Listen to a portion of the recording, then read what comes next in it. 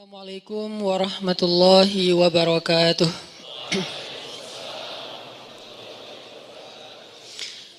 Alhamdulillahirabbil alamin. Alhamdulillahilladzi hadana li hadza wa ma kunna linahtadiya laula an hadanallah. Asyhadu an la ilaha illallah wahdahu la syarikalah. Lahul mulku wa lahul hamd wa huwa ala kulli syai'in qadir. Wa asyhadu anna Muhammadan abduhu wa rasuluhu la nabiyya ba'dah. Radina billahi rabba wa bi Muhammadin nabiyya wa bil islami dina. Rabbi syrah li sadri wa yassir li amri wahlul 'uqdatan min lisani yafqahu qawli. Allahumma salli wa sallim wa barik ala sayyidina Muhammadin wa ala alihi wa sahbihi ajma'in. Teman-teman sekalian, anak-anak muda Kota Bandung yang dirahmati Allah Subhanahu wa taala, barakallahu fiikum. Semoga Allah Subhanahu wa taala menjaga hati kita untuk selalu istiqomah di jalan Allah, hidup sebagai seorang muslim, hidup sebagai seorang hamba Allah, dan hidup sebagai seorang khalifatullah fil ard. Kita jadikan Islam bukan hanya ketika kita berada di dalam masjid, tapi Islam itu adalah cara hidup kita, Islam itu adalah selera kita, dan Islam itu adalah perilaku kita. Jadi Islam udah menjadi tes. Kalau kita memilih sesuatu itu, rasa yang kita inginkan itu adalah rasa atau cita rasa Islam. Terus juga perilaku kita, behavior kita, perilaku yang Islami, dan lifestyle kita juga lifestyle yang Islami. Arti lifestyle yang Islami bukan hanya simbol-simbol Islam, bukan hanya terpatok kepada slogan-slogan Islam, tapi lebih kepada konten dan substansi Islam. Sehingga kita menjadi seorang muslim yang kafatan, menjadi seorang muslim yang utuh. Arti utuh, dia tidak hanya menjadi muslim yang taat ketika berada di dalam masjid aja. Tapi dia menjadi muslim yang taat ketika di masjid, ketika di tempat kerja, ketika di kampus, di sekolah, ketika di tempat main, bahkan ketika lagi sendiri bersama dengan orang tercinta, dengan teman, atau bahkan ketika dia berada dalam keterasingan dengan orang-orang yang bikin dia gak nyaman. Dia tetap menjadi muslim. Mudah-mudahan Allah memahamkan kita lewat kajian-kajian yang rutin kita hadiri ini tentang syumuliyatul Islam, komprehensifnya Islam. Sehingga kita tidak lagi mereduksi Islam itu hanya dalam sisi-sisi ritual saja. Malam ini kita akan coba bedah satu hal yang mudah-mudahan jadi motivasi juga buat kita dalam menjalani hidup, sekaligus membangun persepsi tentang kebesaran Allah Subhanahu wa taala. Kalau di posternya mungkin membahas tentang maaf, saya akan coba kembangkan lebih luas sedikit supaya kita punya persepsi, dan nanti ujung-ujungnya sebetulnya salah satu goalsnya adalah agar kita bisa memaafkan orang lain. Kita bahas tentang hikmah. Kita bahas tentang hikmah. Apa itu hikmah dan kenapa pembahasan hikmah ini penting, dan gimana cara menjadi orang yang ahli hikmah. Kalau di dalam Al-Quran, Allah Subhanahu wa taala menyebutkan banyak kata hikmah dan banyak cerita hikmah. Kalau kata hikmah secara jelas salah satunya disebutkan di dalam ayat tentang dakwah. Ud'u ila sabili rabbika bil hikmah. Ajaklah manusia kepada jalan Rabbmu, ajaklah manusia kepada jalan Allah, kepada agama Allah bil hikmah, dengan cara yang hikmah. Kemudian juga ada ayat tentang Nabi mengajarkan hikmah. Wa yu'allimukumul kitaba wal hikmah. Dan tugas Nabi adalah mengajarkan kepada kalian Alkitab dan Al-Hikmah. Kemudian juga nanti ada kisah-kisah tentang hikmah. Salah satu yang paling fenomenal itu dan legend banget adalah Luqmanul Hakim, yang Allah Subhanahu wa taala berikan kepada dia hikmah.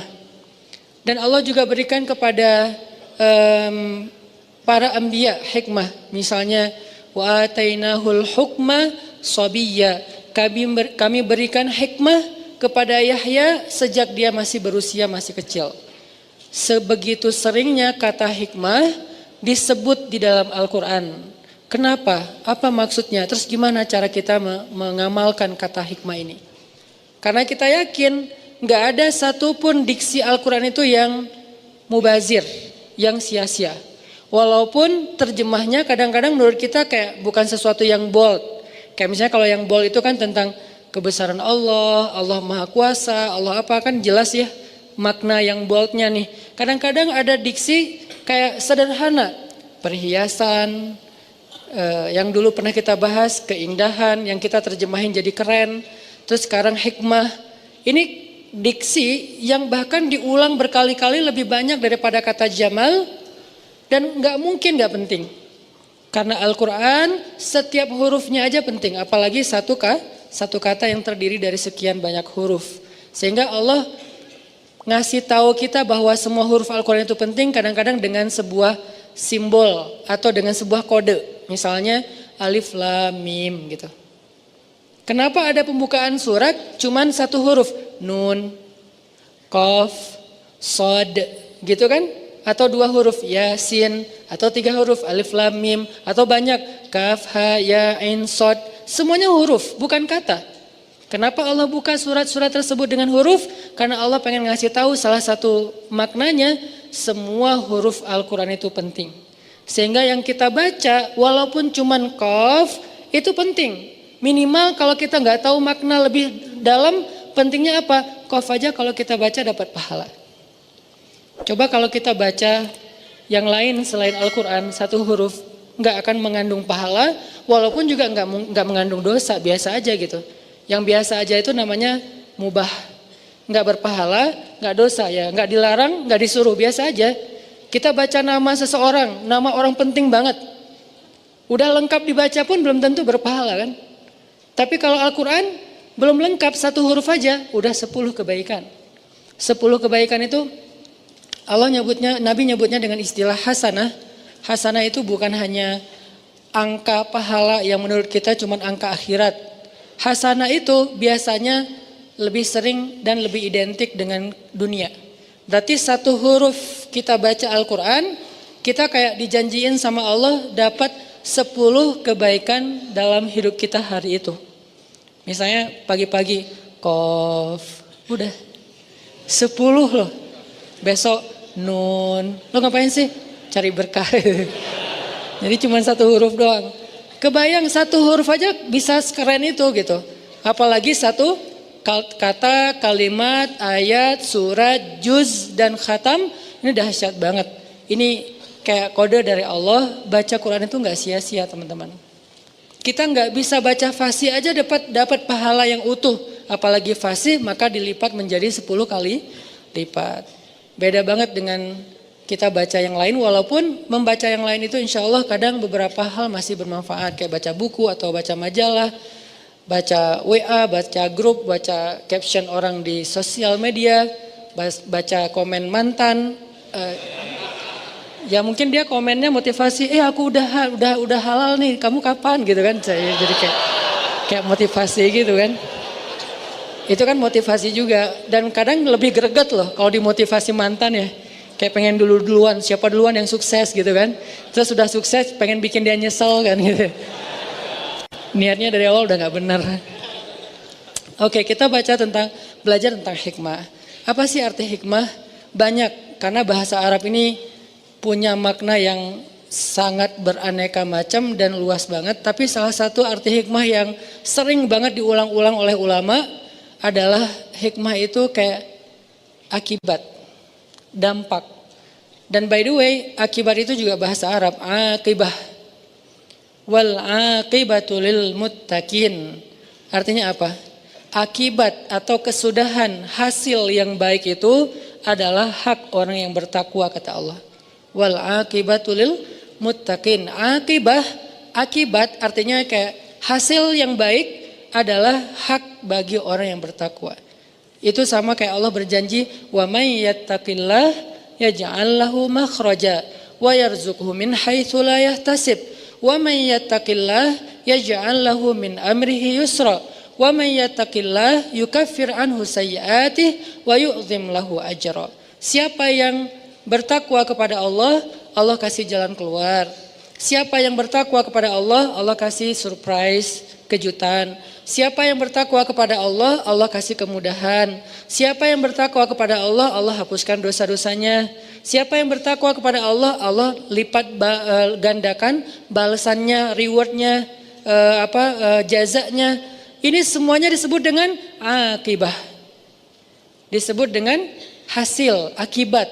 Walaupun arti akibat dalam bahasa kita mungkin sedikit lebih ringan. Kalau dalam bahasa Arab, akibah itu artinya kesudahan, hasil. Wal akibatul lil muttaqin, berarti hasil yang baik adalah hak orang yang bertakwa. Jadi bisa dibilang hikmah itu agak mirip dengan makna akibah atau akibat, kesudahan, efek.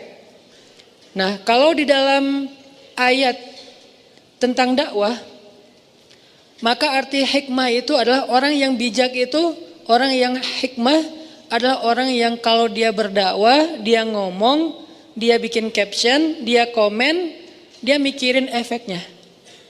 Bukan mikirin maunya. Ini kurang hikmah. Mungkin kalau kita terjemahin lebih luas lagi, hikmah itu bijak kalau bahasa kita. Hikmah itu bijak. Orang yang ahli hikmah, bahasa Arabnya disebut al-hakim.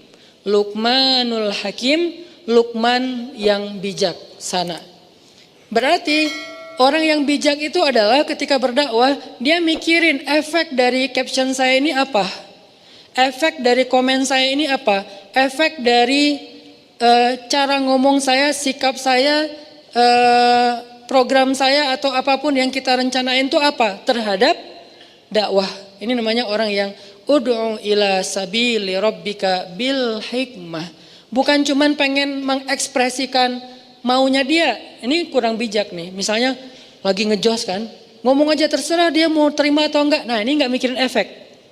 Terserah orang mau nerima atau nolak, terserah dia. Yang penting saya kan udah ngomong. Nah, ini namanya agak sedikit belum matang menurut saya. Kenapa? Karena dia masih berdakwah untuk nunjukin sikap dia. Kalau dia tuh bold, kalau dia tuh ngejos, kalau dia tuh orangnya pemberani, orangnya misalnya sangat loyal kepada agama, pengen nunjukin doang kalau dia itu orangnya hebat gitu. Nah, ini belum bijak.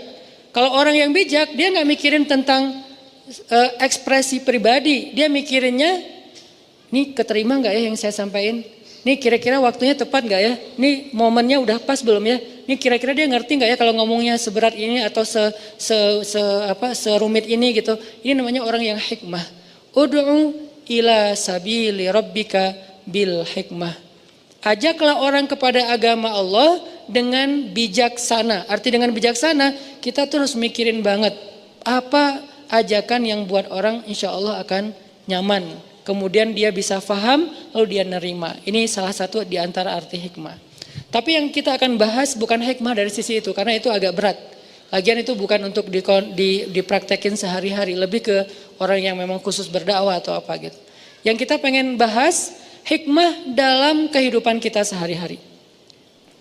Karena arti hikmah itu adalah efek, akibat, atau kesudahan, atau kejadian yang berlaku setelah sesuatu. Maka hikmah dalam kehidupan kita sehari-hari itu artinya adalah apa hal yang akan Allah tunjukkan setelah ini. Nah, ini nih arti hikmah. Makanya kan kita bilang ambil hikmahnya aja, kan suka gitu kan ya. Ambil hikmahnya aja. Itu kalimat nasihat tuh bijak banget loh, tuh keren banget dan penting tuh. Bukan sekedar basa-basi untuk bikin orang yang lagi kena musibah lebih sabar. Bukan basa-basi, itu nasihat yang mungkin diambil dari hadis-hadis yang banyak terus jadi satu kalimat sederhana. Ambil hikmahnya aja. Artinya tunggulah kejutan dari Allah, sesuatu yang baik sesudah ini, itu maksudnya. Dan orang yang ahli hikmah adalah orang yang paling sabar untuk menunggu kejutan itu. Ini orang yang ahli hikmah dalam konteks kehidupan sehari-hari. Orang yang paling sabar menunggu, apa sih yang Allah rencanakan di balik ini?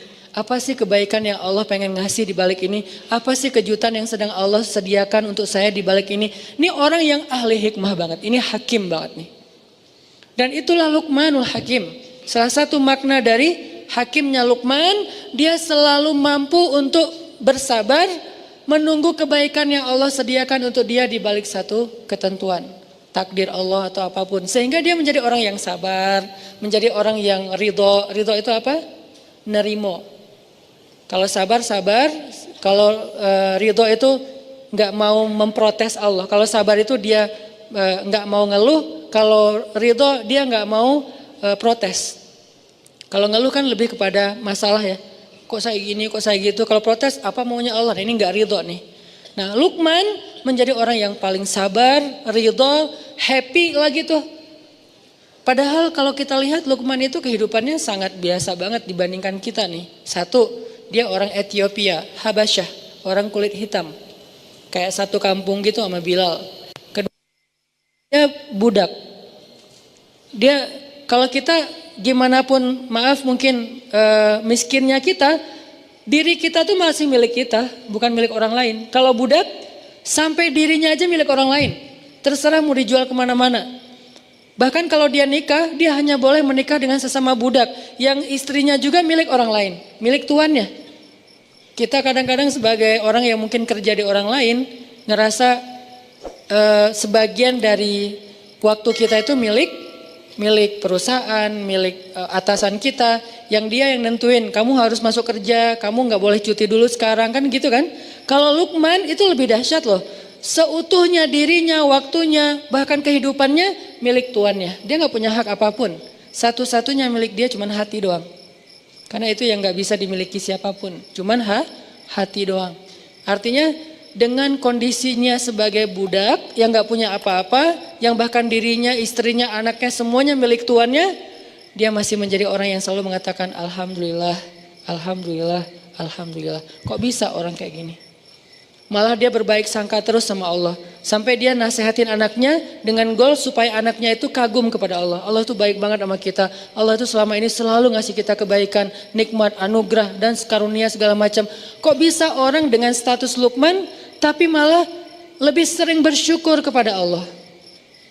Sehingga salah satu kalimat hikmah yang Allah ajarkan kepada Luqman, anishkur lillah wa may yashkur fa innama yashkuru li nafsih.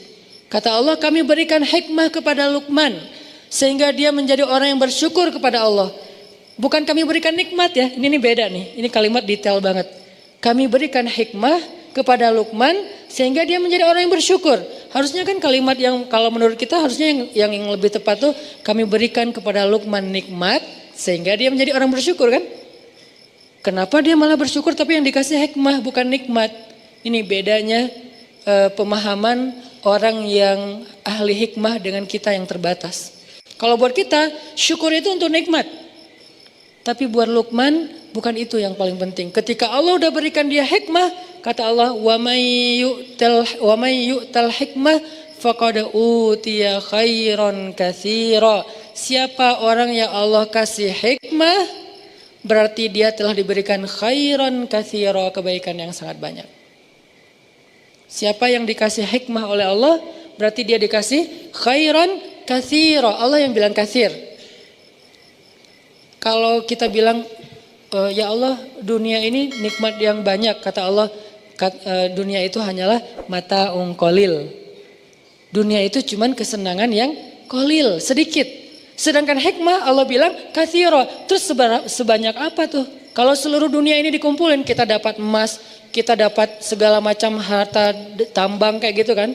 Jadi punya pulau di mana-mana, kita jadi raja satu-satunya di muka bumi. Seperti Zulkarnain, seperti Fir'aun, seperti Namrud, seperti Sulaiman, semua raja yang pernah ada, bukan raja yang sekarang. Raja sekarang kan kotak udah wilayahnya udah kecil-kecil ya, kayak Raja Dubai, cuman Dubai doang. Abu Dhabi bukan milik dia. Padahal satu negara tuh, Emirat. Tapi dibagi dua raja, yang satu bagiannya Abu Dhabi, yang satu lagi bagiannya Dubai. Yang satu pesawatnya Emirat, yang satu lagi pesawatnya apa? Ya itu deh, ada dua pesawat kan, kayak kita kayak Garuda sama apa gitu. Kita ada yang lain gak sih? Ya kalau di Emirat itu ada Emirat, ada satu lagi saya lupa. Etihad. Abu Dhabi Etihad, kalau Dubai Emirat. Dua raja nih. Satu negara kecil yang penduduknya cuma 1,5 juta, itu kelihatan gimana istananya kalau teman-teman tahu Dubai itu. dengan Khalifah Towernya, kemudian dengan istana-istana lain yang di view pantai, apalagi sekarang Dubai itu jadi kayak destinasi sport ekstrim kan, yang loncat dari gedung, yang loncat dari pesawat, yang tapi nggak ada yang bunuh diri ya, loncat profesional gitu, bukan loncat karena masa lalu. Terus kayak kalau itu banyaknya di Jepang, Korea itu loncat dari masa lalu. Kalau di Dubai itu profesional. Itu punya 2 orang doang loh. Bisa kayak wah kaya banget ya. Tapi kata Allah mata on qalil, itu mah sedikit. Apalagi cuman dapat wilayah kecil, dapat dunia aja. Raja Saudi, Raja Dubai, Raja di Eropa kan banyak kerajaan juga tuh. Mereka digabung semuanya kerajaannya di depan Allah, kata Allah mata on qalil, dikit. Terus giliran hikmah kata Allah khairan katsira, kebaikan yang banyak. Itu kebayang nggak tuh seberapa banyaknya? Ini logika iman dengan logika kita manusia biasa. Nah Allah bilang orang yang dikasih hikmah berarti dia dapat khairan katsira. Artinya apa? Dia tuh lebih beruntung daripada Raja Dubai, lebih beruntung daripada Raja Abu Dhabi, lebih beruntung daripada Raja Saudi, raja kerajaan manapun di muka bumi, dia lebih beruntung. Makanya orang yang udah Allah kasih hikmah, dia menjadi orang yang paling bersyukur. Orang yang Allah kasih hikmah, dia menjadi orang yang paling bersyukur. Kenapa? Karena dia lebih beruntung dari raja-raja tadi. Oh, sebegitu pentingnya hikmah Ustaz? Ya. Makanya ketika Allah mengatakan kami berikan kepada Luqman hikmah anishkurlillah, berarti Luqman itu walaupun secara sosial statusnya budak, tapi dialah orang yang paling beruntung di muka bumi sehingga dia menjadi orang yang paling bersyukur. Gimana caranya? Apalagi kita yang bukan budak, gak semiskin Luqman. Hanya mungkin kita mengeluh karena gak tahu hikmah di balik ketentuan Allah terhadap diri kita. Jadi kalau Allah sayang kepada hamba, Allah gak ngasih nikmat supaya dia bersyukur. Itu biasa, oke, itu kasih sayang Allah, tapi yang kayak levelnya level receh lah tuh. Ada orang dikasih receh bahagia banget. Pas dikasih uang yang bukan bunyi koin, uangnya uang kertas, kok ini sih nggak dikasih yang koin itu? Kan aneh ya. Dikasih uang 1.000 rupiah atau 500 rupiah, dia bersyukur, makasih hatur nuhun, makasih banyak. Berkali-kali ngomong syukur. Sampai ngundang teman-temannya, aku dapat nih 500 rupiah gitu kan. Begitu dikasih 100.000, ya apa sih maunya Allah ngasihnya 100.000. Ini nih maksudnya. Jadi Allah kayak nawarin, ini loh yang lebih baik daripada itu. Mau gak aku berikan kepada kalian hikmah? Apa sih hikmah? Yang membuat Luqman sebagai budak merasa paling bahagia, paling beruntung. Yang kata Allah adalah khairan katsira, kebaikan yang sangat banyak. Tadi balik lagi, hikmah itu adalah ketika kita bisa memahami kebaikan di balik semua ketentuan Allah Subhanahu wa taala. Mau itu anugerah ataupun musibah, semuanya baik. Itu orang ahli hikmah. Nanti berlaku lagi di dalam hadis yang lain, ajaban li amril mu'min. Betapa menakjubkan orang yang beriman, itu hikmah tuh. Hidupnya semuanya baik, dikasih anugerah baik, dikasih musibah baik, sehingga dikasih anugerah dan musibah buat dia semuanya diungkapkan dengan ridho. Bisa ridhonya dalam bahasa sabar, bisa ridhonya dalam bahasa syukur. Intinya dia ridho. Saya terima ya Allah, saya terima ya Allah. Kan nerima itu enak ya. Saya terima nikahnya kan enak kan ya. Masa saya tolak nikahnya kan gak ada akad kayak gitu kan. Jarang banget ada yang orang ngomong saya terima nikahnya tapi cemberut. Jarang kan. Saya terima deh nikahnya. Gak ada kan orang kayak gitu. Rata-rata saya terima nikahnya tuh kayak calon mertua belum selesai ijab kita udah kabul gitu kan. Saya nikahkan, saya terima Pak gitu kan. Saking kayak lagi semangat banget gitu. Kadang-kadang kalau ada orang yang calon mertuanya mungkin orangnya kebiasaan pelan-pelan kalau ngomong, Ananda, saya sebagai ayahnya panjang ininya, atau kadang-kadang si MC-nya prolognya kepanjang banget, kapan akan nikahnya, keburu gempa, keburu apa, keburu kiamat gitu kan. Terus saya nggak sempat nikah lagi, pengen cepet-cepet. Makanya kalau si penghulunya bijak, biasanya akad dulu nanti baru ceramah, biar mereka udah tenang dengerin nasihat. Beda dengerin nasihat tapi deg-degan. Ini akad jadi nggak sih? Ini akad jadi nggak sih? Udah sejam ceramah teh. Kenapa ini ceramah kesannya kayak dilama-lamain? dan penceramahnya masih muda. Jangan-jangan kan bahaya banget gitu. Makanya pengen akad itu segera udah beres akad, si ceweknya kan hadir gitu kan. Duduk di sebelah, dengerin nasihat nasihat tentang pernikahan, khutbah nikah, itu tenang banget. Artinya saya terima ya Allah tuh kita kayak berakad dengan Allah. Ya Allah, apapun yang kau berikan saya yakinlah itu kebaikan buat saya terima.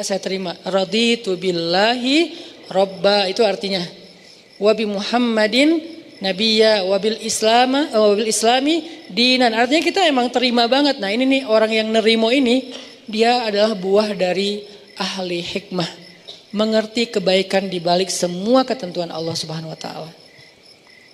Nah, kita belajar tentang hikmah ini. Gimana sih biar jadi orang yang ahli hikmah?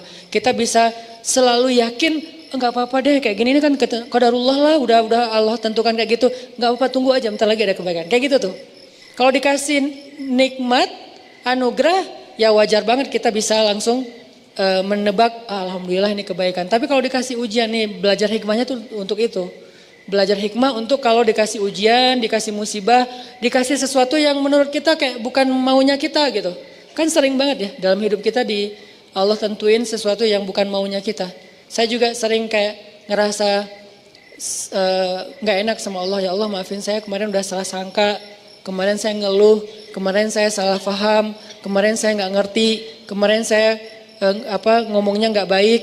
Pas Allah tentukan begini dalam hidup. Adegan paling kecil aja dalam kehidupan kita. Kita rencanain ini, yang terjadi yang sebaliknya.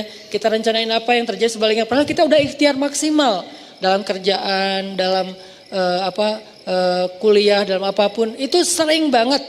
Dan biasanya kalau kita sabar dikit, nanti kita akan tahu. Sabar ini artinya bukan diam ya. Sabar ini artinya jangan melenceng. Itu arti sabar.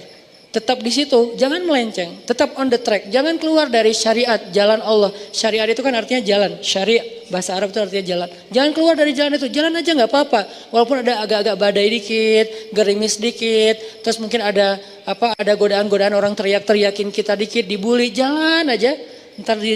Bentar lagi kita akan ngelihat hikmah kebaikan yang Allah sediain.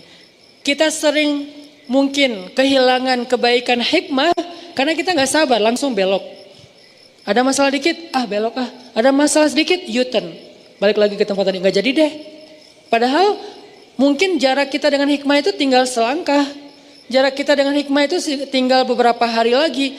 Setahun udah berjalan, tinggal sehari lagi. Putus asa namanya, balik arah.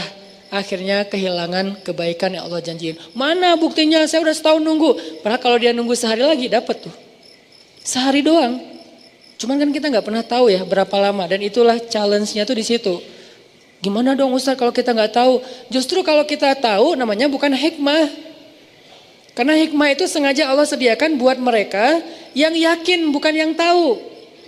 Mereka tahu setelah mereka yakin, bukan mereka yakin setelah mereka tahu. Yakin dulu, ntar kamu akan tahu, akan ngelihat buktinya. Nah ini yang disebut dengan iman, jalannya hikmah. Hikmah itu kayak buah, iman itu adalah akarnya, pohonnya ilmu, nanti buahnya adalah hikmah salah satunya. Jadi gimana caranya kita jadi orang yang gak gampang ngeluh ketika Allah uji, gak gampang putus asa, gak gampang berbalik arah, gak labil, tetap jalan di situ. Dan kalau perlu level paling tingginya, begitu Allah kasih musibah, bersyukur. Emang gak gampang sih, saya juga belum berhasil. Tapi setidaknya berbaik sangka dulu sebelum kita mampu bersyukur. Ya Allah, ganti dong musibah ini dengan yang lebih baik. Kan itu berbaik sangka kan dalam bahasa doa. Ya Allah, saya yakin Engkau kalau ngasih sesuatu yang ujian, hambamu sabar. Engkau yang bilang sendiri di Al-Quran, wabasyiris sabirin, sampaikan kejutan, berita gembira, kebaikan buat orang yang sabar. Manhum ya Rob, siapa orang yang sabar itu ya Allah? Kata Allah, orang yang alladzina idza asabathum musibah qalu inna lillah wa inna ilaihi raji'un. Kita ini milik Allah. Arti kita ini milik Allah, ya ikut ajalah sama Allah pemiliknya. Itu maksudnya, bukan sekedar kalimat bin salabin ya. Innalillahi wa inna ilaihi rajiun. Mana ya Allah, kan saya udah ngomong ininya mantranya. Itu bukan mantra. Innalillahi itu bukan mantra. Innalillahi itu kalimat tarajju kalau secara bahasa. Apa arti tarajju? Rujuk. Rujuk itu artinya balik lagi. Kalimat ketika kita mengembalikan semuanya kepada langit. Itu arti innalillah. Kalau kita belum mengembalikan ke Allah, berarti belum innalillah. Walaupun kita udah ngulangin teks itu berkali-kali. Innalillah wa inna ilaihi rajiun. Tapi apa sih maunya Allah nih? Innalillah wa inna ilaihi rajiun. Gak rela banget sih innalillah wa inna ilaihi rajiun. Allah gak fair sama saya. Innalillah wa inna ilaihi rajiun. Ngomong beribu-ribu kali. Kalau belum kembalikan kepada Allah hasilnya, hikmahnya, berarti belum tarajju. Jadi kalimat innalillah bahasa Arabnya kalimat tarajju. Subhanallah kalimat tasbih. Alhamdulillah kalimat tahmid. Allahu Akbar kalimat takbir. Astaghfirullahaladzim kalimat istighfar. Nah innalillah kalimat tarajju. Masing-masing ada judulnya kan, ada sebutannya. Nah apa arti tarajju? Mengembalikan lagi kepada Allah. Jadi begitu kita bilang innalillah, ya sih ini kan juga milik Allah. Harta kita innalillah. Inna itu bukan saya, kita. Kita di sini, saya, keluarga saya, harta saya, rumah saya, kerjaan saya, hidup dan mati saya. Nahnu, kita semua lillah, milik Allah. Masa kita marah kepada orang yang mengambil miliknya sendiri? Kecuali dia ngambil milik kita, baru kita marah. Ini kan punya saya. Tapi ngomong innalillah, tapi kayak nggak rela kan, berarti samanya kita bilang innalillah, ya sih. Tapi kan ini punya saya, kan nggak nyambung ya, klise ya. Innalillah berarti kita benar-benar yakin ini tuh milik Allah, dititipin di saya ya. Terserah Allah mau ngambil kapan aja. Tapi saya berharap ya Allah titipin lagi dong yang lebih bagus. Gitu kan. Ini nih manusiawinya kita. Dan Allah sayang ke hamba yang kayak gitu. Yang penting dia sadar. Yang penting kamu jangan klaim itu milik kamu ya. Apalagi ganti nama di sertifikat gak boleh. Namanya tetap nama saya. Kamu cuma ngontrak. Begitu nanti kata yang pemilik rumah, kontrakannya nih udah habis, aku ambil ya rumahnya.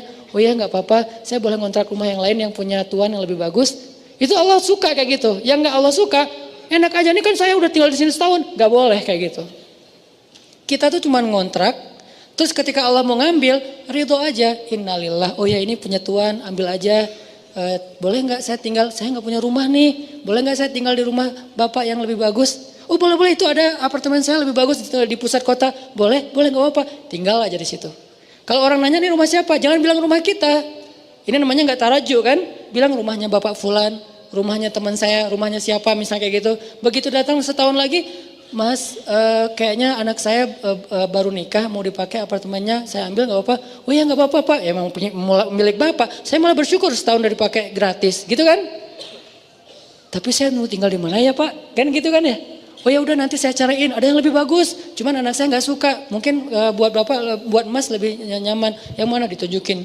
Mau pilih yang mana? Oh yang ini boleh nggak? Ternyata lebih gede lagi. Kayak gitu aja terus. Allah tuh baik sebetulnya. Udah kita ngontrak gratis. Ketika Allah ambil, itu Allah mau mindahin kita ke yang lebih baik. Masalahnya kenapa nggak dapat? Karena kita udah ngeluh dan marah-marah kepada si pemilik kontrakan. Akhirnya jadilah kita homeless. Nggak punya apa-apa. Padahal kalau kita mau ridho dikit, nggak apa-apa ini memang punya bapak. Dikasih yang lebih bagus nanti tempat tinggalnya. Ini yang disebut dengan hikmah. Insya Allah nanti kita lanjutin lagi setelah sholat isya. Kita lanjutkan tentang hikmah.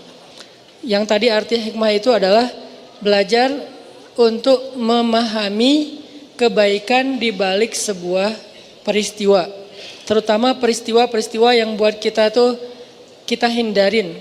Kita gak suka peristiwa yang kayaknya musibah, bencana, ujian kayak gitu-gitu. Kita belajar memahaminya.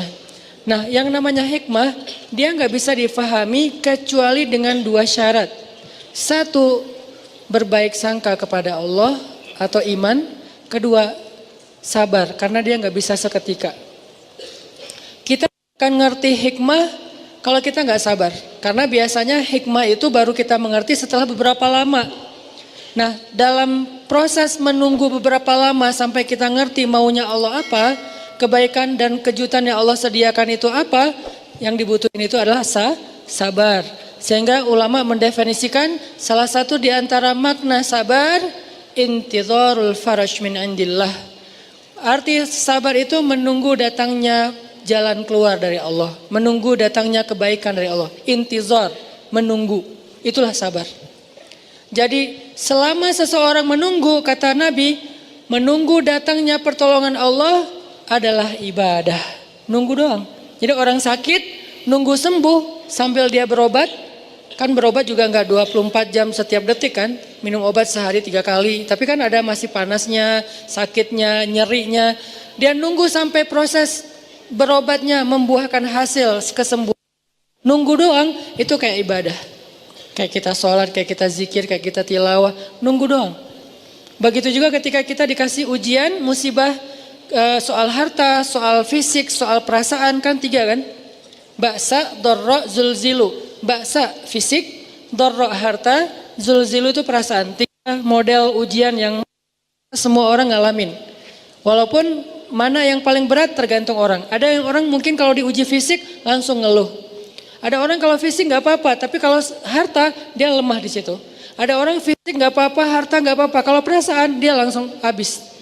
Nggak kuat kalau diuji perasaan. Diuji perasaan itu apa? Banyak. Bisa diuji perasaan tentang rasa cinta, bisa diuji perasaan tentang rasa benci, bisa diuji perasaan tentang rasa marah. Yang namanya perasaan. Cinta, benci, marah, kangen, itu semuanya ujian. LDRan itu zulzilu, terguncang. Apalagi LDRan habis akad nikah, itu lebih zulzilu lagi, berapa skala Richter gitu kan, guncangannya tuh. Karena zulzilu itu zalzalah, idza zulzilatil kan itu artinya guncangan. Cuman maksud guncangan di sini guncangan perasaan. Nah, orang yang menunggu datangnya pertolongan Allah, kebaikan yang Allah janjiin, nunggu doang itu udah ibadah. Dan itu disebut dengan intizar. Penantian itu sama dengan sabar. Penantian itu sama dengan sabar. Dan kita nggak akan ngerti hikmah sebelum kita bisa benar-benar komitmen dengan 2 hal tadi. Berbaik sangka sama Allah. Pasti ada kebaikan di setelah ini. La'allahu khair, la'allahu khair. Inna lillahi wa inna ilaihi raji'un. Yang kedua, dia sabar. Nungguin sampai datangnya pertolongan Allah. Nah, ini namanya hikmah. Kalau kita terbiasa mengerti hikmah teman-teman, sampai ke tingkat yakin ada hikmah, yakin ada hikmah, yakin ada hikmah. Kemudian kita dikenal dengan Al-Hakim, orang yang bijak, karena selalu yakin kepada hikmah-hikmah yang baik di sisi Allah, maka hidup kita itu nggak ada buruknya, semuanya baik. Ajaban li amril mu'min, inna amrohu kullu khair. Semua urusannya khair, baik. Kenapa? Karena dia ahli hikmah, selalu yakin kepada kebaikan di balik suatu ujian. Serumit apapun dan seburuk apapun ujian itu, seberat apapun ujian itu, seenggak logis apapun ujian itu, pokoknya ada kebaikan. Mana contohnya Ustadz? Salah satu contoh cerita hikmah yang paling kontroversi adalah cerita hikmahnya Nabi Khidir. Itu cerita hikmah paling kontroversi. 3 adegannya, tiga-tiganya kontroversi. Kalau sekedar ujian anak yang kecil itu tiba-tiba meninggal, nggak kontroversi ya, namanya orang meninggal. Tapi ini dibunuh, bukan meninggal. Kalau kapal itu tiba-tiba rusak, nggak kontroversi. Tapi ini dirusak. Kalau rumah itu yang dibangun oleh Nabi Khidir itu rumah di kampung orang-orang yang soleh, itu nggak kontroversi. Ini rumah yang ada di kampung orang-orang yang tidak soleh. Makanya kontroversi. Nah, hidup kita kadang nggak sekontroversi Nabi Khidir.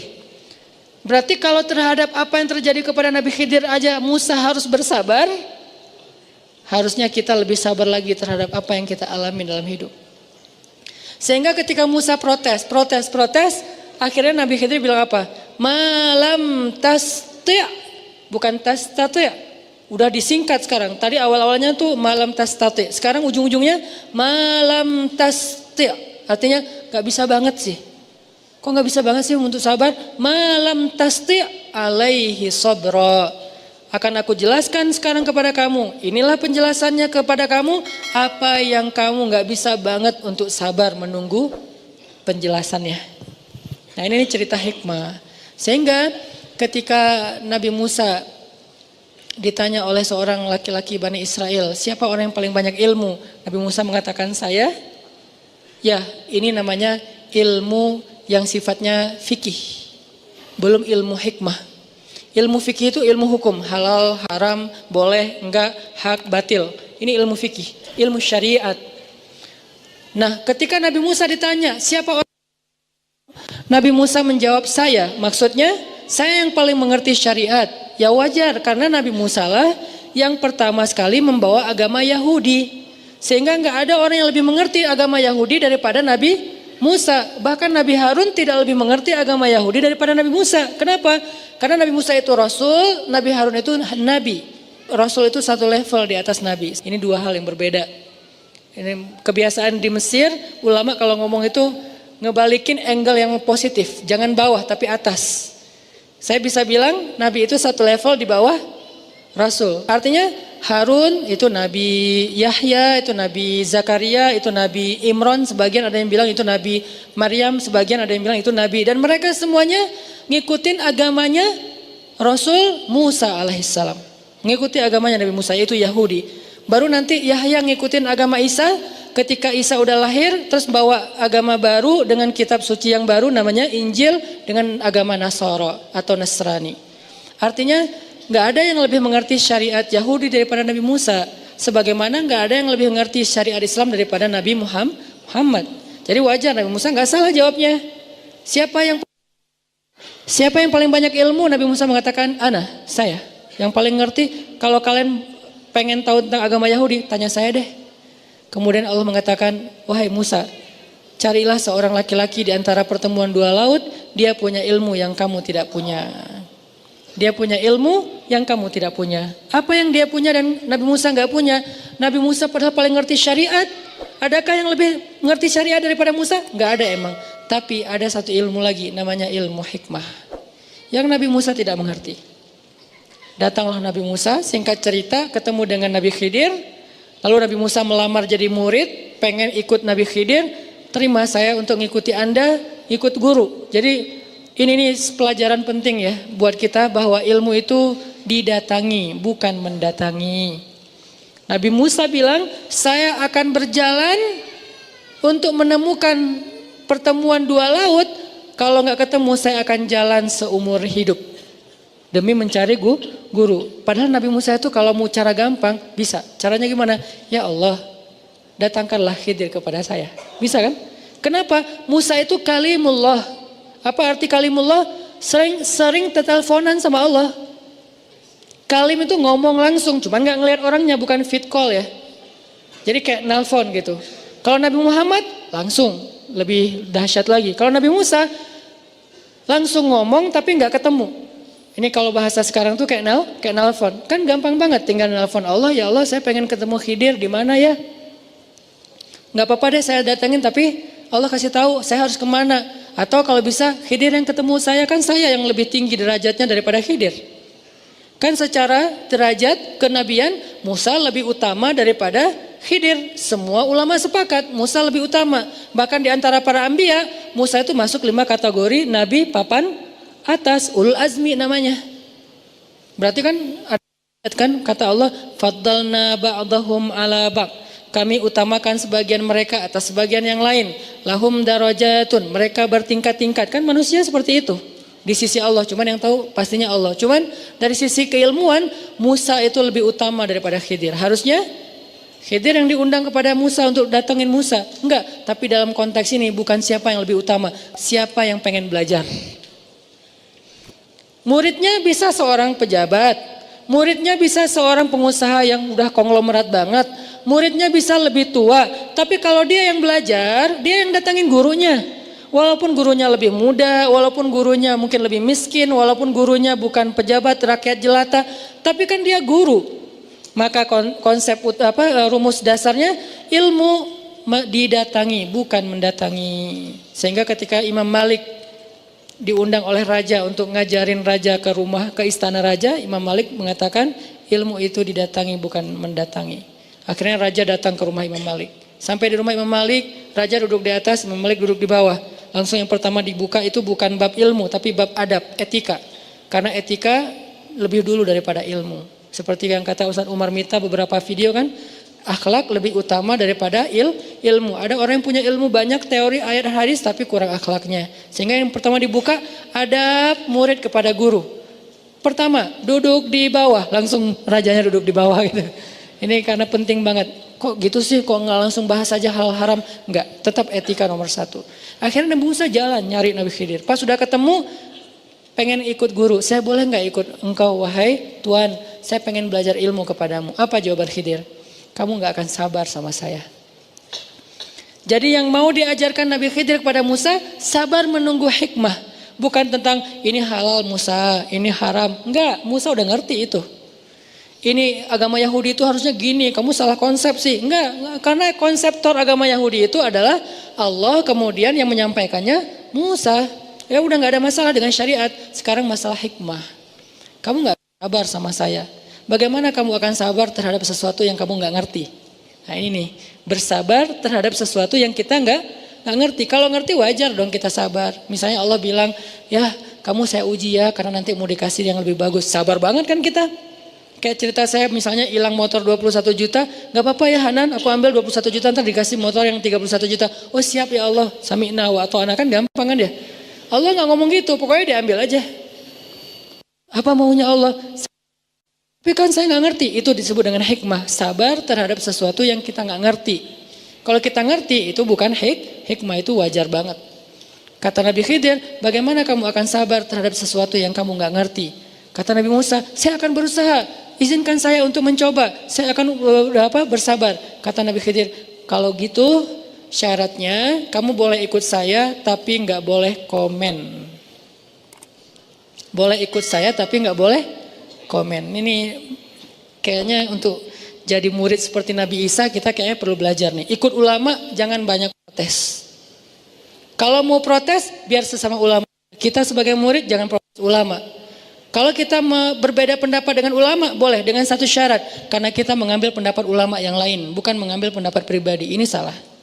Kalau menurut kita, kalau kita ngomong gini, saya nggak setuju dengan ustadz itu, karena menurut saya itu salah. Tapi kalau kita ngomong gini, saya nggak setuju dengan ustadz itu, karena menurut ustadz ini, nah ini kan memilih dua pendapat ulama ya. Nah ini boleh, nggak apa-apa dan itu fair. Karena Islam itu mazhab, banyak mazhab. Saya nggak setuju dengan misalnya sholat yang nggak pakai kunut karena menurut kiai saya kunut itu adalah, nah ini boleh. Atau sebaliknya, saya nggak setuju dengan kiai yang kunut karena menurut ustaz saya nggak masalah karena kita memilih pendapat ulama. Tapi kalau kita bilang saya nggak setuju dengan doa itu karena menurut saya, kita siapa? Nah kalau kita keras kepala, kekeh berdebat dengan ulama, maka bahasa Al-Quran untuk mereka dan itu ada di dalam surat Al-Luqman, nggak bijak banget. Seperti, maaf, Allah mengumpamakannya seperti keledai. Inna angkarul aswad la sautul hamir. Seburuk-buruk suara itu suara keledai. Apa maksud perumpamaan ini? Ini peribahasa Quran, karena Al-Quran juga punya peribahasa. Seburuk-buruk suara, suara keledai. Apa maksudnya? Keledai di surat Al-Jumu'ah, surat yang lain adalah simbol hewan yang bodoh.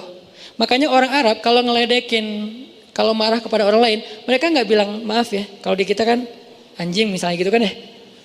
Gitu kan ya. Kalau di mereka tuh enggak. Karena kalau dibilang anjing itu bukan ledekan. Itu biasa aja. Anjing itu dianggap hewan yang cerdas. Memang sih secara fikih dia najis. Tapi secara intelektual anjing ini cerdas gitu, makanya dipakai berburu, dipakai banyak hal kan. Anjing bermanfaatnya banyak juga selain memang dia najis secara fikih. Najis itu bukan harus dibunuh, najis itu nggak boleh kena liurnya, nggak boleh dipelihara dalam konteks tertentu. Tapi dia hewan yang cerdas, anjing itu, hewan yang setia. Sehingga kalau orang dibilang anjing dalam bahasa Arab itu artinya kamu setia, kamu cerdas misalnya. Enggak, canda. Jadi orang Arab tuh nggak bilang anjing loh, enggak, keledai loh. Nah kalau dibilang keledai itu berarti goblok. Berarti dia jahil, berarti dia bodoh.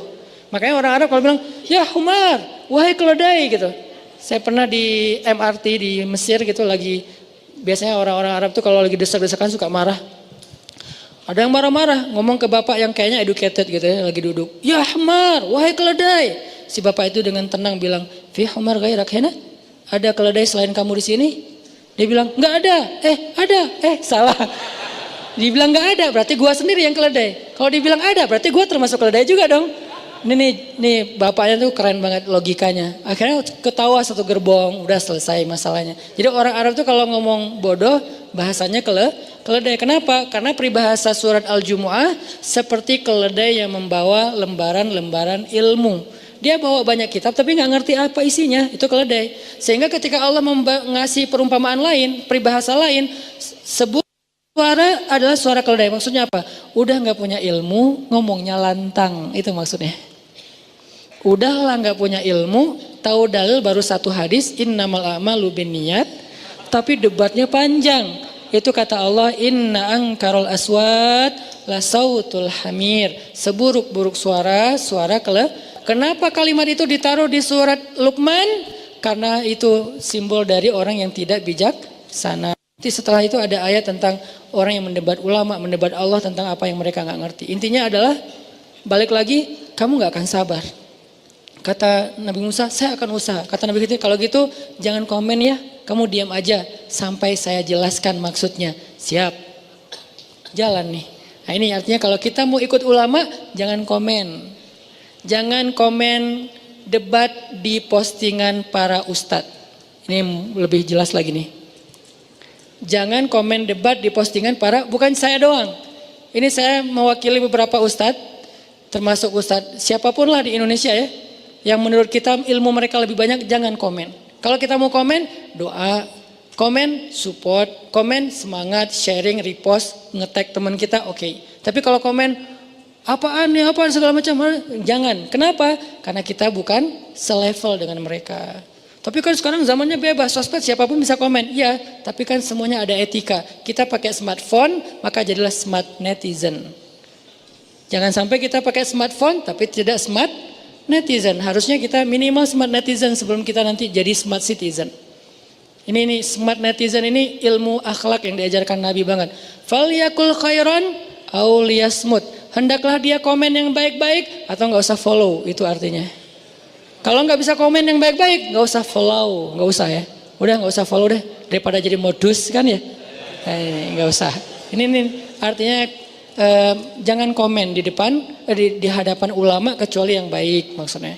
Nah jalan nih Musa, jalan ketemu laut. Khidir itu kan secara bahasa Arab panggilannya Nabi Khadar kan, orang Arab manggilnya Khadar, di Indonesia Khidir. Arti Khadar itu green, bukan Hulk ya. Green di sini karena kemanapun Nabi Khidir jalan, negeri yang tadinya tandus gersang jadi hijau. Jadi gerakan Go Green itu mungkin foundernya adalah Nabi Khidir gitu. Dari zaman dulu. Karena kemana beliau pergi jadi hijau, subur, berkah gitu. Sehingga orang semuanya sayang sama Nabi Khidir. Senang sama Nabi Khidir. Ada Khidir lewat semuanya pengen menjamu di rumahnya. Kenapa? Rumah yang dimasukin Nabi Khidir berkah. Ternak yang ditunggangi Nabi Khidir berkah, tiba-tiba jadi bisa ngeluarin susu, tiba-tiba ternak itu jadi gemuk. Ini Khidir, asal usul dari nama Khidir. Nggak tahu nama aslinya apa. Ini kayak nama panggung kalau kita kayak nama sosmednya gitu. Cuman nggak ada underscore, udah aja Khidir.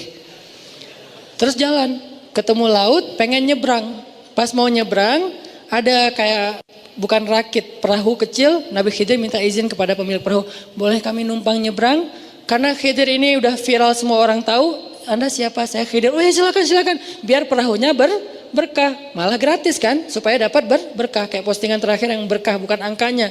Tapi kadang-kadang kita nyari berkahnya gitu. Udah aja. Kadang-kadang kan kalau hitungannya hanya angka, begitu nggak berbayar atau bayarannya kurang, kita anggap rugi kan ya? Padahal kalau nyari berkah, kadang-kadang begitu bayarannya kurang di sini, kita ikhlasin karena niat pengen nolong, nanti Allah ganti yang lebih besar. Ini pentingnya berkah nih.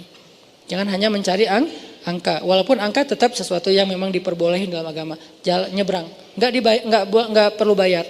Berdua sama Musa jalan nyebrang sampai ke tujuan, udah nyebrang. Sebelum Nabi Khidir turun, Nabi Khidir ambil sesuatu alat untuk ngelubangin kapal. Orangnya diam aja. Dilubangin terus nama Nabi Khidir. Sampai udah bocor, masuk air, pergi aja. Musa ngeliatin. Maksudnya apa? Khidir jalan aja. Ini nih, kenapa Khidir kok gak jelasin dulu? Karena lagi pengen ngajarin hikmah. Kalau dijelasin, namanya bukan ngajarin hikmah. Namanya ngajarin fikih. Kan fikih dijelasin dulu kan, biar kita tahu mana halal, mana haram. Jelasin dulu di awal, ini halal ya, ini haram, jangan ya. Itu fikih, syariat.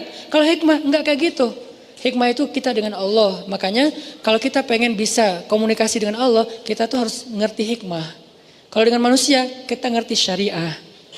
Dengan manusia, syariah. Makanya syariatnya kan suka gitu kan bahasa kita ya. Syariatnya sih gitu, tapi hikmahnya Allah yang tahu. Nah, artinya komunikasi dengan manusia halal, haram, hak, batil, boleh atau enggak itu syariat. Oke, itu penting. Tapi ada satu lagi, komunikasi dengan Allah hikmah. Sehingga nggak dijelasin dengan verbal, tapi dijelasin dengan sebuah kenyataan nanti yang akan terjadi. Jalan aja Khidir. Diprotes sama Musa. Anzir nih, tunggu. Saya pengen nanya, kenapa Anda lubangi perahu orang yang udah memberi kita tumpangan gratis? Kan ini nggak baik. Kata Khidir, bukankah aku udah bilang kamu nggak akan sabar? Ya udah deh. Ya maaf saya lupa. Jangan marahin saya ketika la tu'akhizni. Jangan marah kepada saya karena saya lupa. Ya udah saya akan sabar kali yang akan datang. Beneran, jalan lagi. Oke, dimaafin. Jalan, ketemu anak kecil lagi pada main sama teman-temannya, dipegang sama Nabi Khidir, maaf dipatahin lehernya meninggal. Siapa sih yang nggak protes ngelihat adegan kayak gini kan ya? Tapi ini nggak boleh dicoba ya, nggak boleh tetap ada keterangan, hanya oleh profesional gitu. Yang profesional hanya Nabi Khidir, kita nggak pro, jadi nggak boleh nyoba-nyoba. Kenapa lo lakuin itu? Khidir, latihan. Jangan bunuh orang dengan alasan Nabi Khidir. Nabi Khidir hanya khusus satu orang dan the one and only lah, nggak akan ada duanya. Patahin, meninggal. Nabi Musa marah. Ini kan anak nggak ada dosanya. Ayatnya kan gitu kan, dia nggak punya salah, nggak ada dosa. Kenapa kamu membunuh jiwa yang tidak punya dosa dan nggak ada alasan yang membolehkan membunuhnya? Bukankah saya udah bilang kamu nggak akan sabar? Ya udah, ini terakhir nih saya salah, kata Nabi Musa. Kalau saya ngomong lagi nanti tinggalkan saya. Ini terakhir, maaf. Udah jalan. Tapi Nabi Musa masih nggak bisa nyaman. Kenapa gitu ya? Aneh nih orang, saya benar nggak sih dapat guru kalau bahasa kita nih? Cuman Musa nggak sepolos itu lah, karena Musa pintar pasti ya. Cuman kayak apa maksudnya? Kenapa harus segini? Apa maksudnya? Jalan, udah malam. Sampai di sebuah kampung, sebuah negeri di tengah padang pasir. Dulu ada budaya istidhafah namanya. Dan itu budaya keren banget. Salah satu akhlak Islam itu istidhafah. Apa arti istidhafah? Memberikan tumpangan untuk orang tamu musafir bermalam dan dikasih makan. Itu budaya Islam. Dan Nabi Ibrahim yang paling jago dalam bab istidhafah. Nabi Ibrahim untuk istidhafah menyembelih 100 ekor onta setiap malam. Demi menyambut tamu, ngasih makan tamu, ngasih tempat tinggal tamu. Jadi bisa dibilang bapak perhotelan pertama dalam sejarah manusia, Ibrahim. Dia nyediain hotel untuk tamu sebanyak 100 ekor onta. Kira-kira 100 ekor onta berapa orang makannya? Ribuan kan? Berarti setiap malam ada ribuan pendatang, penziarah, tamu yang nginap di Al-Aqsa, di Al-Quds. Dan siapa yang memberikan fasilitas hotel ring 1 Al-Quds untuk mereka? Gratis, makan gratis, full buffetnya itu udah full board, direfill lagi, bintang 5 aja kalah. Ibrahim setiap malam menyembelih 100 ekor onta untuk tamu. Berarti Ibrahim kaya banget. Kisah Ibrahim miskin itu hanya sementara pas perjalanan dari Irak ke Palestina. Sampai di Palestina kaya raya. Dan itu kebayang riwahnya bikin manajemen hotel, kemudian catering, terus suppliernya dari mana gitu kan ya. Kayak pekerja-pekerja, nggak segampang, makanya imajinasikanlah sejarah, nggak sesederhana yang kita bayangin. Berarti Ibrahim ini keren banget manajemennya. Memberdayakan masyarakat Al-Quds itu bagus banget sehingga semuanya dapat pekerjaan. Ada yang punya onta jadi supplier onta setiap hari 100 ekor onta kan kebayang berapa ribu sebulan. Ini hebat banget nih. Dan waktu itu masih terjaga budaya istidhafah itu wajib. Kalau ada musafir maka RT RW itu harus punya sebuah program ini tempat kayak penginapan, guest house. Harus disediakan di setiap negeri itu guest house buat tamu. Nah datang ke sebuah negeri gak ada guest house-nya. Ngetuk pintu rumah orang gak ada yang bukain. Semuanya pelit. Gak mau istidhafah. Dan itu aib dalam sejarah. Gak boleh kayak gitu. Akhirnya mereka terpaksa nginep di sebuah rumah yang udah roboh. Hampir roboh gitu. Rumah yang gak jadi gitu. Kalau kata teman-teman tuh BCA, bangunan Can Angges gitu ya, yang belum jadi gitu. Udah nginap aja. Tapi ini bukan bank ya, ini hanya istilah gitu. Udah aja di bawah nginap, dingin-dingin, terus hujan. Pagi-paginya pas sudah selesai nginap di sana, akhirnya Nabi Khidir malah kayak renov gitu. Rumahnya dibangun lagi sampai bagus. Seharian kerja udah capek. Nabi Musa bilang, harusnya kamu minta ongkos nih untuk kerjaan ini. Kenapa? Soalnya kan mereka pelit sebab kita hitung-hitungan. Kamu juga harus hitung-hitungan. Nabi Khidir mengatakan, hadza firaqu baini wa bainak. Inilah perpisahan aku dengan kamu. Salah ngomong Nabi Musa, nggak sabar ya. Karena gregetan, masa sih mau bantu orang yang pelit? Akhirnya inilah perpisahan kita. Sekarang aku akan jelaskan kepada kamu semua hikmah di balik peristiwa yang kamu nggak sabar menunggu penjelasannya. 1. Perahu yang aku bocorin itu, cuman dibocorin gak dirusak total. Bocorin dikit biar masuk air, kemudian mereka menunda keberangkatan untuk nambal dulu. Kenapa? Karena di tengah lautan ada raja kayak pembajak gitu yang merampas perahu-perahu yang lewat. Aku berharap mereka tidak jadi korbannya sehingga aku lubangin. Lalu mereka menunda keberangkatan dan tidak jadi korban pemalakan atau dibegal di tengah jalan gitu. Ini maksudnya. Berarti melubangi perahu adalah bentuk dari menolong nelayan. Kan ini hikmah ya. Kadang hidup kita kayak gitu. Ada lubang yang Allah kasih dalam kehidupan kita untuk menolong kita dari musibah yang lebih besar lagi. Tapi kapan kita tahu? Setelah kita bersabar dan berbaik sangka kepada Allah. Itu hikmah. Yang kedua, apa nih alasannya nih? Bunuh orang. Anak itu kalau nanti dewasa dia akan jadi anak yang durhaka. Dia akan mengajak kedua orang tuanya untuk kufur kepada Allah, syirik kepada Allah. Sebelum itu terjadi, maka aku menyelamatkan orang tuanya dan anak itu dengan cara Allah memberikan aku perintah untuk menyelesaikan urusan dia. Diwafatkan gitu. Diwafatkan sehingga dia meninggal sebelum dia balik. Dan orang tuanya nanti akan Allah ganti dengan anak yang lebih baik daripada dia. Memang hanya Allah yang bisa melakukan ini. Tapi maksudnya kadang Allah ngasih ujian yang berat banget dan gak logis menurut kita. Kebaikan yang menurut kita itu apalagi nih alasan Allah? Tetap ada alasan. Yang ketiga, kenapa dibangun rumah di kampung orang yang pelit? Karena rumah itu satu-satunya milik orang yang soleh di kampung itu. Kebenaran orangnya udah meninggal, anaknya anak yatim. Aku berharap nanti kalau anak itu besar, mereka tinggal di situ dan mengambil harta warisan yang tersimpan di bawah rumah tersebut. Ada lagi kebaikan. Jadi 3 kali Nabi Khidir melakukan sesuatu yang menurut Musa salah, ternyata 3-tiganya adalah khair kalau mengerti hikmahnya. Inilah apa yang malam tasti alaihi sabra. Inilah yang kamu gak sanggup bersabar untuk mengetahui penjelasannya. Hikmah. Kata Nabi Muhammad SAW mengomentari ayat ini. Kan Nabi bacain terus komen ya. Ini namanya tafsir hadis. Jadi komen terhadap ayat dari hadis. Sebaik-baik tafsir itu tafsir Quran dengan Quran, kemudian tafsir Quran dengan hadis. Nabi yang bilang, kata Nabi, seandainya saudaraku Musa itu sabar sedikit lagi, maka Allah akan mengajarkan kepada dia banyak hikmah-hikmah yang luar biasa. Tapi qadarullah Musa tidak sabar. Intinya itu pelajaran buat kita teman-teman. Hikmah itu emang kayak gitu, misteri. Kalau kita pengen tahu komunikasi sama Allah, apa maunya Allah? Caranya 2, berbaik sangkalah kepada Allah. La'allahu khair. Mudah-mudahan ada kebaikan di sini. Innalillahi wa inna ilaihi raji'un. Apapun bahasa kita, baru yang kedua, tunggu aja. Tunggu tanpa mengeluh, tunggu jangan return, tunggu jangan turn left atau right, pokoknya jalan aja lurus. Istiqomah dan dawam. Istiqomah artinya komitmen, dawam artinya konsisten. Terus saja jalan. InsyaAllah nanti kita akan melihat malam tasti alaihi sabra. Sesuatu yang kita tidak sabar untuk menemukan penjelasannya. Inilah tentang bab hikmah. Mudah-mudahan jadi motivasi buat kita dalam menjalani hidup. Karena pastinya banyak banget rencana-rencana kita yang kadang belum bisa terwujud seperti yang kita pengenin.